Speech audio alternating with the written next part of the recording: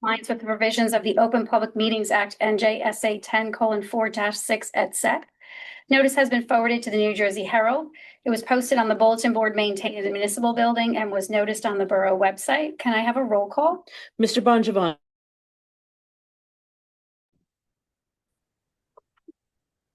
He's coming in. I'm present. Ms. Johnson. Here. Mr. Kukovic. Here. Ms. Rodriguez. Mr. Taylor. Here. Mayor Glatte. Here. If you'll all stand for a moment and join me in the flag salute. I pledge allegiance to the flag of the United States of America and to the republic for which it stands, one nation, under God, indivisible, with liberty and justice for all. Thank you.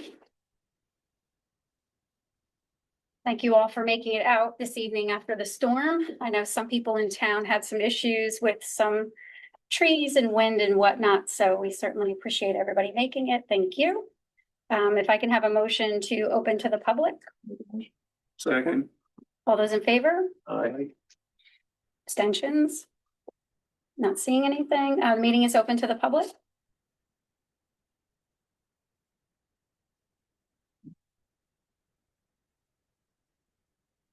Lynn Ritchie.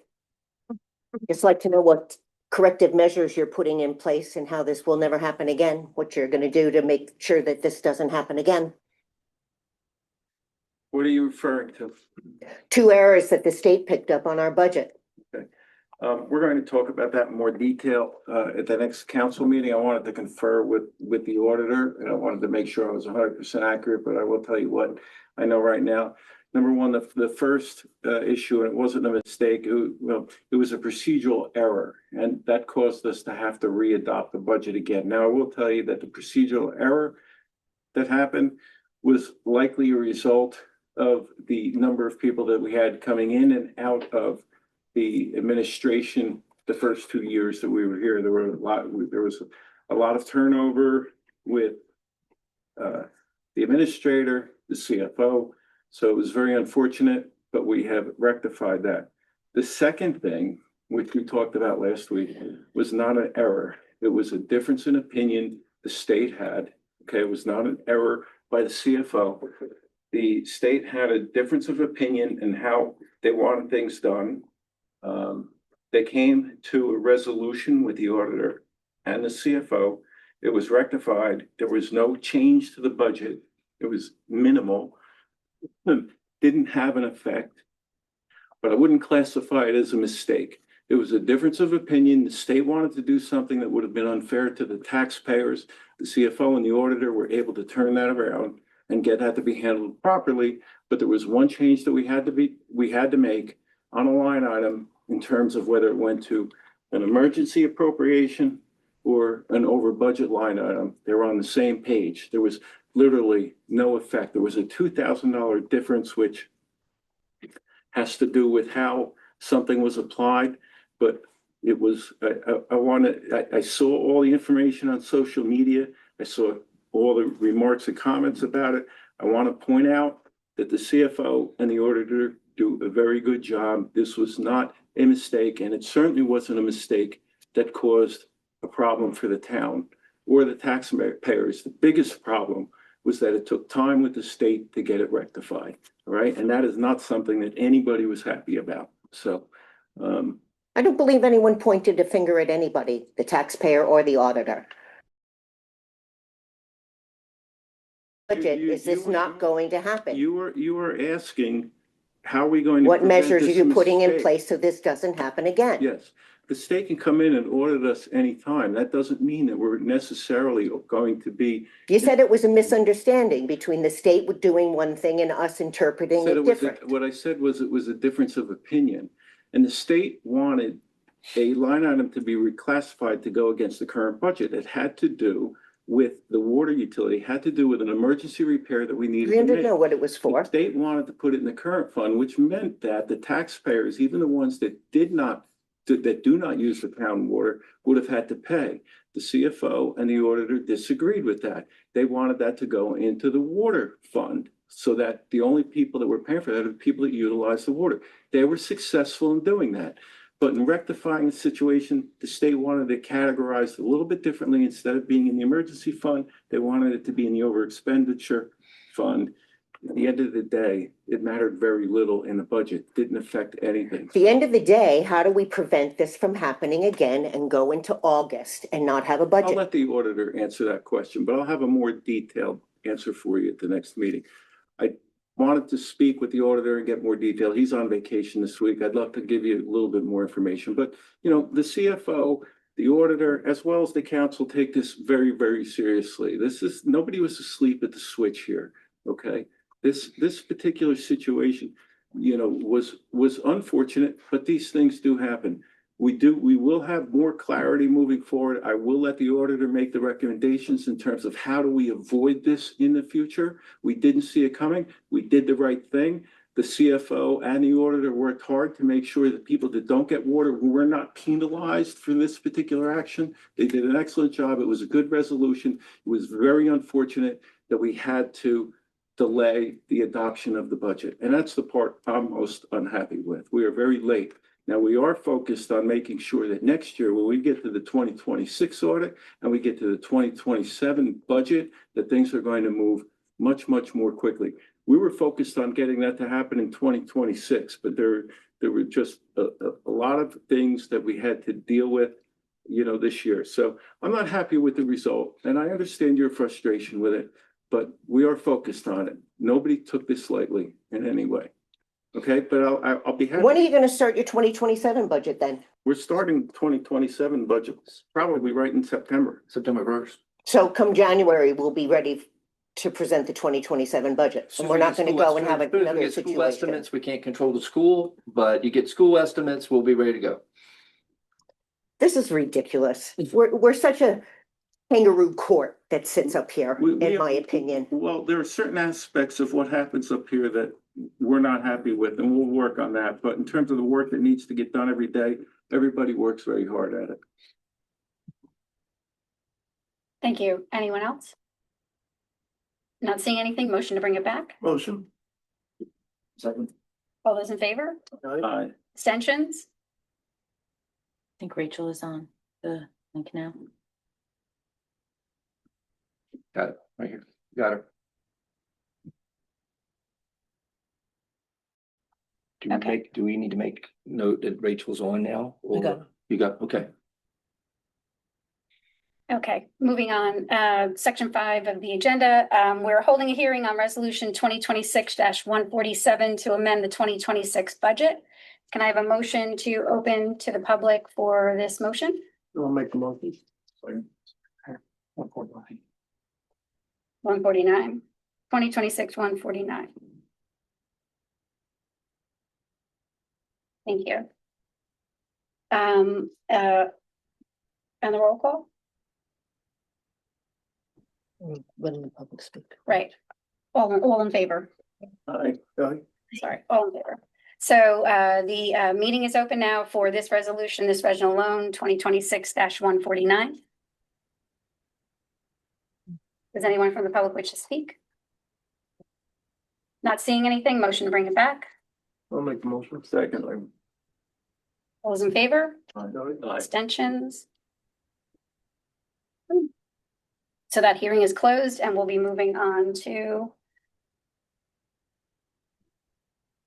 I have resolution 147. What do you have it as? We just, that was 147, she just did, now we're doing 149. This is for the actual. I apologize. I misled you.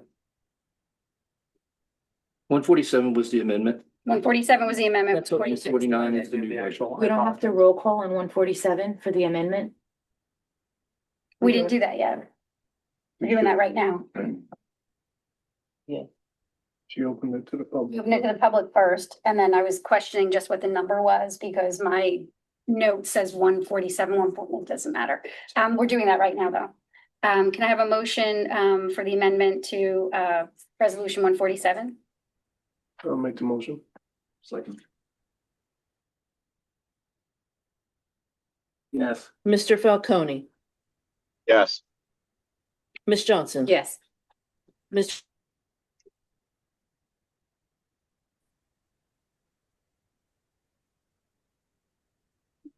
She's Oh, not can you muted. hear me? Sorry. Yes. Mr. Taylor. Yes. Thank you.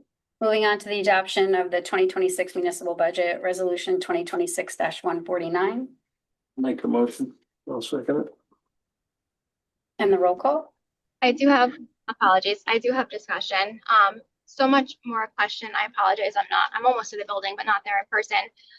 The question is for my fellow council colleagues. I mean, can you guys really sit here and vote in good faith that we have done everything in our power to find cost saving measures? Only because, and I asked that question because I think we've said it multiple times in previous meetings, you know, we have made requests to have discussions about the budget. I know Joe had sent in an email with cost saving measures, and those suggestions have yet to have been discussed amongst the council. So I just, you know, want to make sure that my colleagues who typically are kept in the loop really feel like we've done everything in our powers possible outside of the tipping fees for the garbage contract to find cost saving measures here. So do you all feel confident that we've done that? Yes.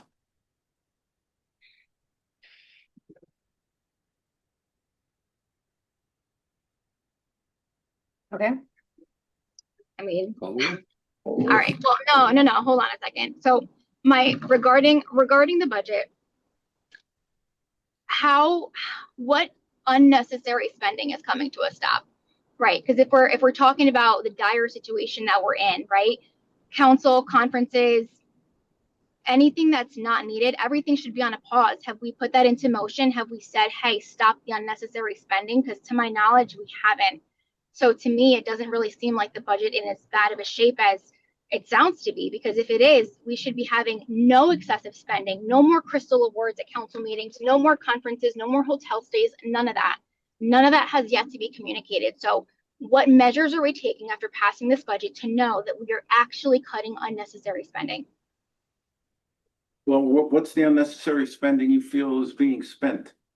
Well, I just named a couple examples right there. And I think we also have to plan, right? Like the one discussion that we had very briefly was the relocation of the wellness center. Now we understand why it has to remain until at least November. What's the plan after that? Should the council discuss relocating the wellness center for that to be a cost savings? Because I feel like we're not planning for those things after the request to have these discussions in public. Nothing has been done. So this budget gets adopted. What's to say that we're not doing anything else to find cost saving measures? That's my question. Because again, myself, Joe, and Jennifer have been asking to have these conversations, and they have yet to happen. And now here we are voting on this budget where our ideas, our recommendations have yet to be discussed amongst the governing body. Yeah, and I think Anthony, to ask the question in public, what could we, what could we save on? There's certain things that we can't discuss in public that we've discussed behind closed doors. So to ask that question in public is not fair at all either, right? Because there's certain things we cannot discuss. I will address the relocation of the wellness center. The relocation of the wellness center will absolutely not affect the 2026 budget in any way because it can't happen in time.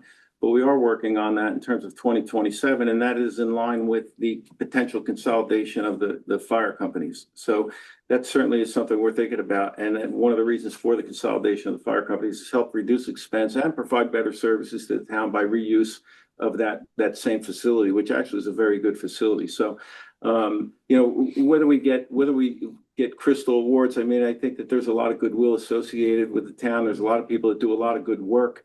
And I think that we want to compliment them and appreciate that. And I think that that's a very, very small cost associated with it. So no, I'm not in favor of not spending the $200 or $300 that we spend a year on that type of stuff, because what it will do is it will tend to have a very negative reaction. I expect it would have a more negative reaction than the savings would provide a positive reaction. So now if you have very specific things that you think are going to affect this budget, the 2026 budget, as we're in the 7th month of 2026 that will affect it now. Or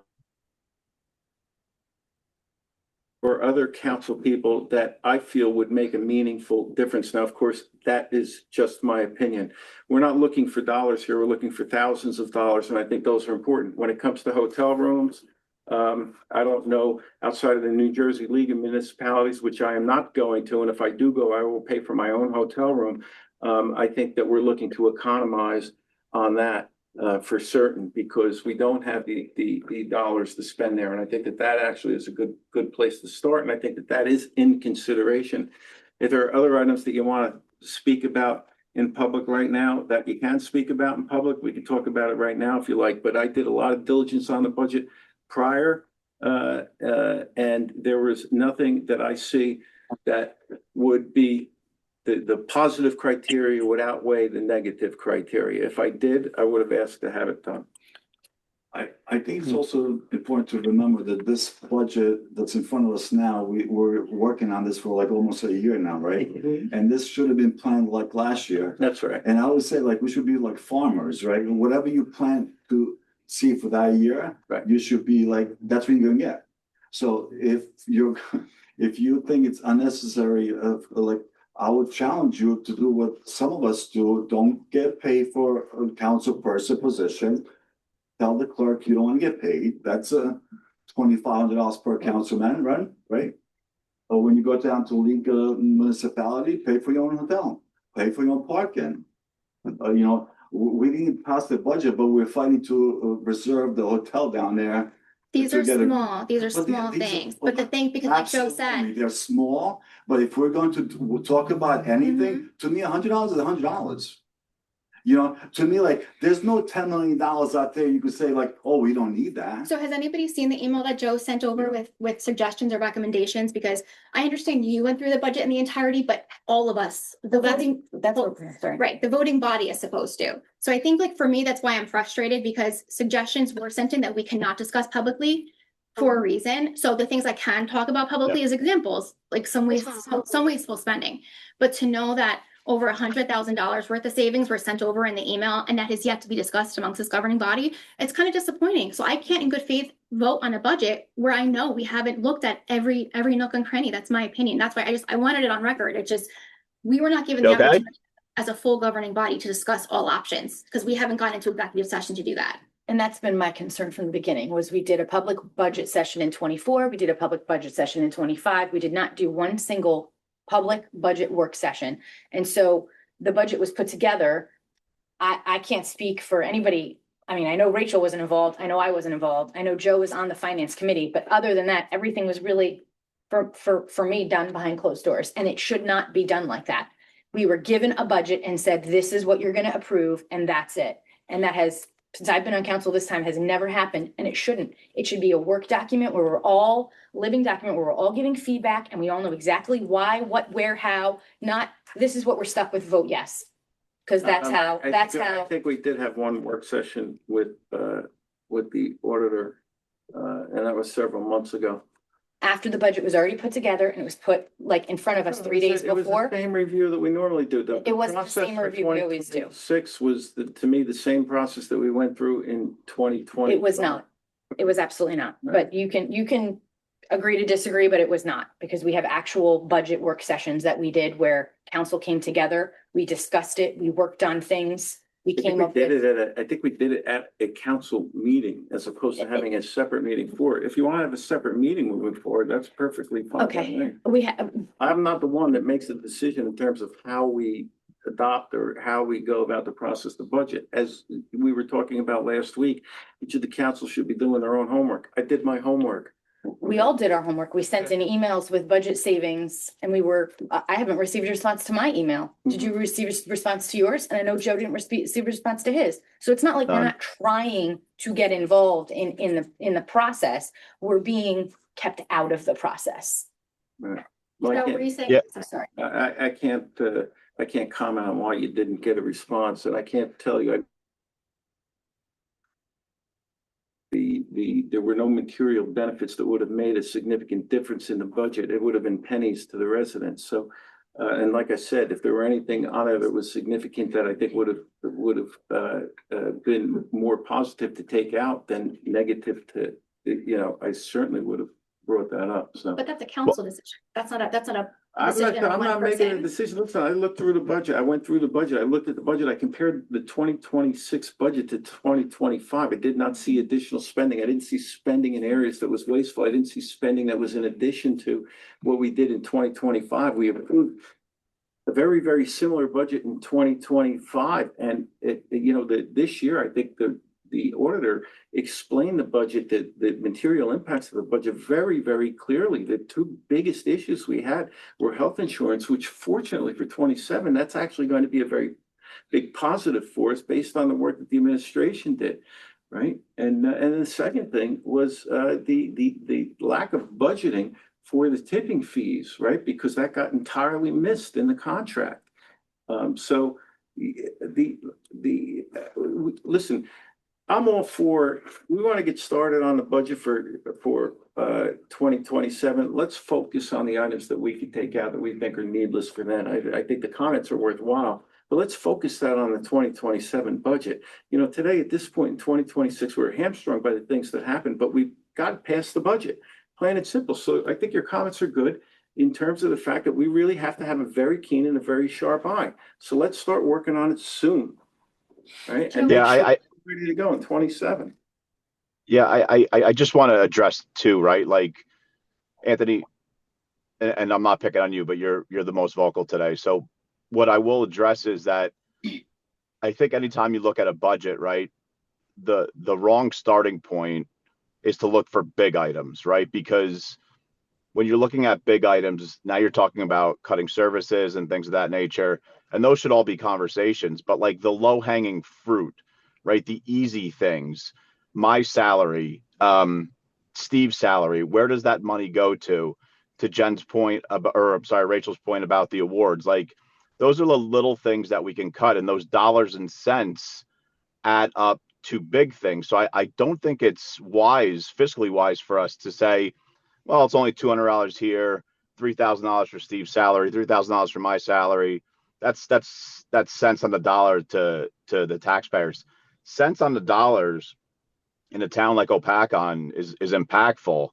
And when we don't look at those items and we go, you know what, we're not going to address those. We're going to raise your taxes thousands of dollars because we overlooked or ignored or didn't think it would be a big impact by adding up all those little items.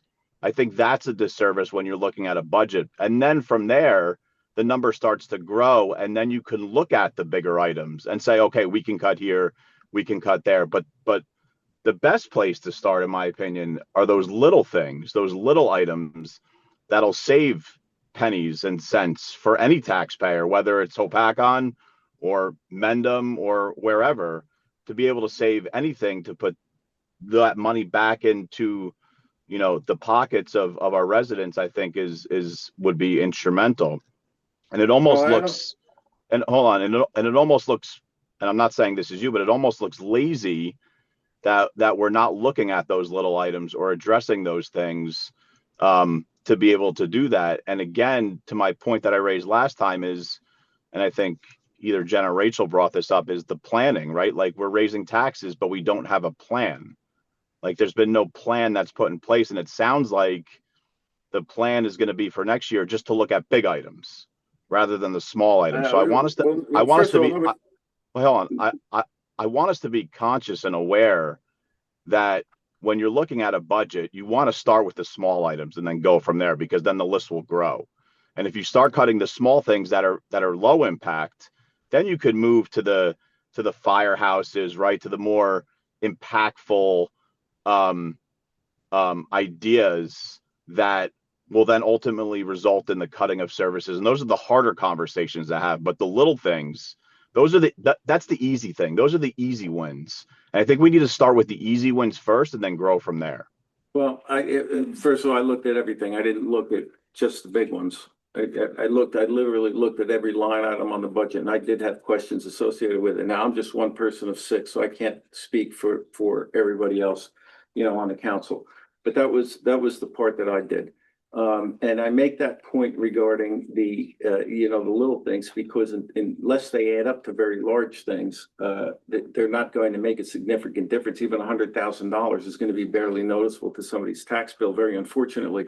But I do agree with you that we should look at the little things as well. We've got a lot of work to do. Nobody expected this budget to come out where it is. And again, our budget, I think, 28%. The remainder of that is the school, which, if I'm not mistaken, is either 52 or 58%, and then the balance happens to be the county. So you take a look at the very large increase that we had for this particular budget. 100% of that increase is not because of what the town did, right? The majority of that increase is for everything other than that. So I think in the 2027 budget, we can look at that in much more detail. And maybe we can put a plan as to how we're going to divide the work, because it's going to be a tremendous amount of work to look at every single little thing.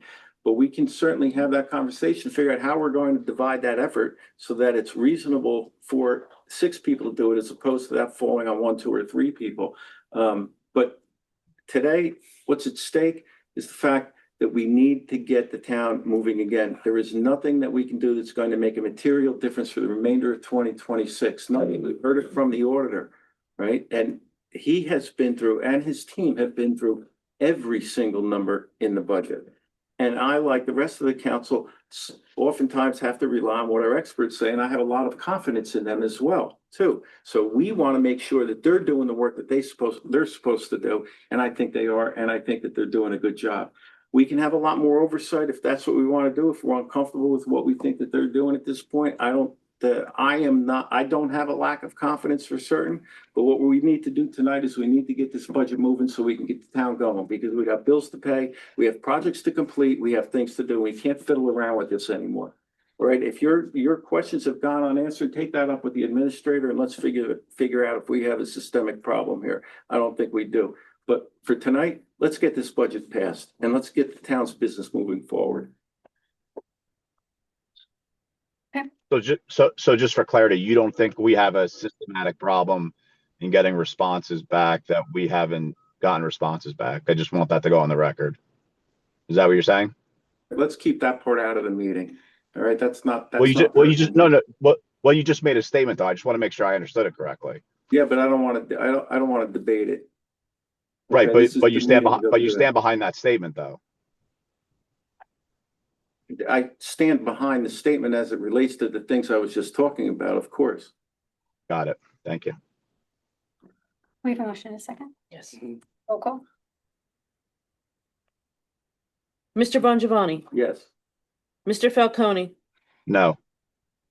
Ms. Johnson, No. Mr. Kukovic, Yes. Ms. Rodriguez, No. Mr. Taylor. Yes. That is a tie. Okay. Since it is a tie and I am the tiebreaker, before I vote, I am going to preface by saying that I agree with Mr. Bongiovanni.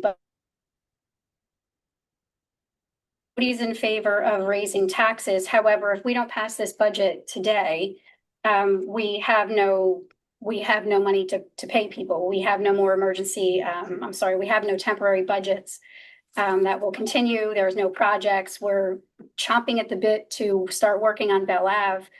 And we need to have our emergency services. We need our police, we need our fire, we need our ambulance. We need the salaries to continue. We have work that has to be done. So in the interest of keeping everything moving with the borough for 2026, my vote is yes for the budget.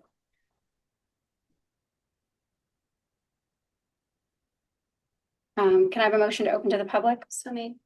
Second. All those in favor? Aye. Abstentions? The meeting is open to the public. Yeah. How you doing? Michael Gervis.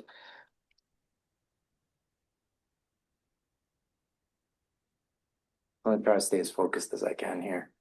This is just frustrating.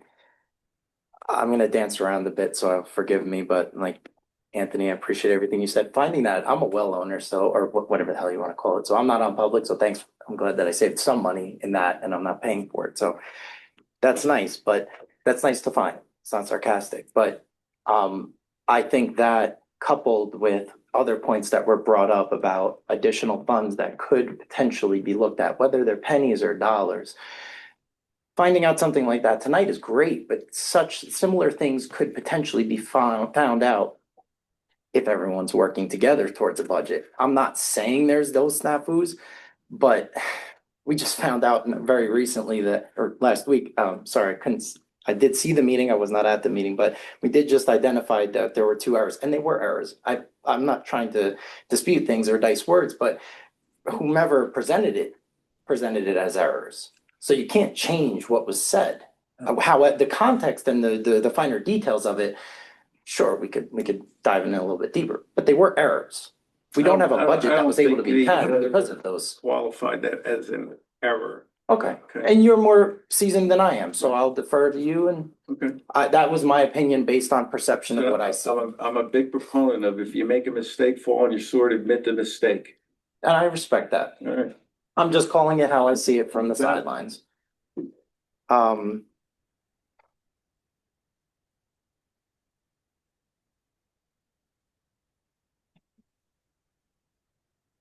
Anthony, you also said that you trust the professionals who are reviewing these items. Right. As that's basically what we, as the public, are asking of all of you. We trust that you guys are the professionals. Of course. So it's a bit disheartening, and this isn't directed at you, we're all, well, get to that in a moment, but I mean, it's not necessarily directed at you, but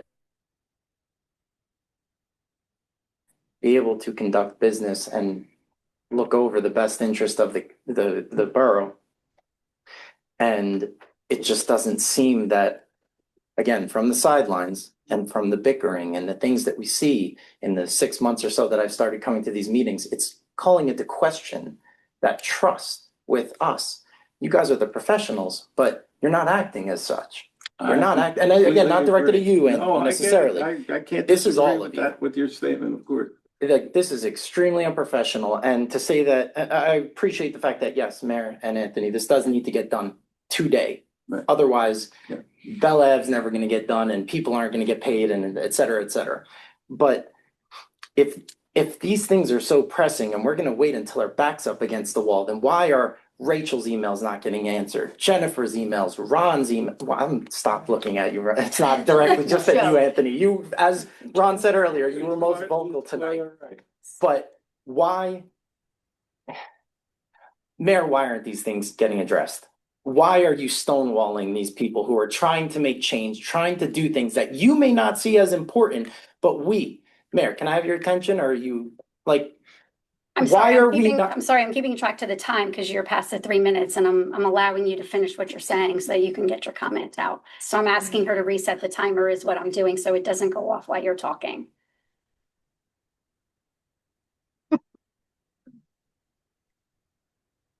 I'm gonna part ways this evening. Thank you all. Yeah.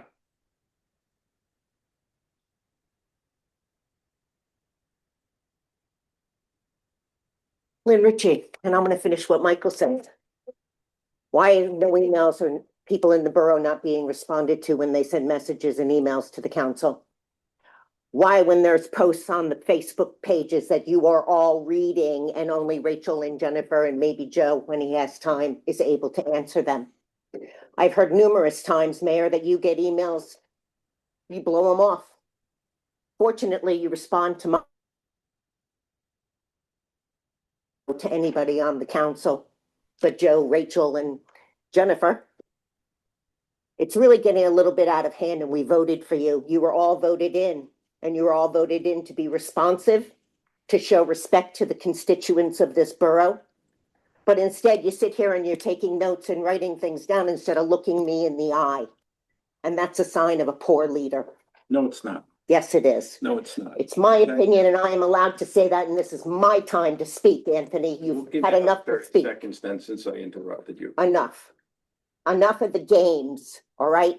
When you get an email, respond to it. If you see a post on Facebook you don't like, respond to it. Don't come here and throw it in the constituents' faces that you read everything when you don't have a voice out there, because nobody hears you. All they do is listen to the meetings and hear nothing from you but your ishkabibble about this. I care. Give me back my pennies. Give me back my pennies. Don't give a plaque out. Give me back the pennies. My taxes are going up. I gotta come up with $1,700 in escrow in October because of you. Poor management, poor budgeting, poor responsiveness, poor leadership is all I see. Thank you. Anyone else?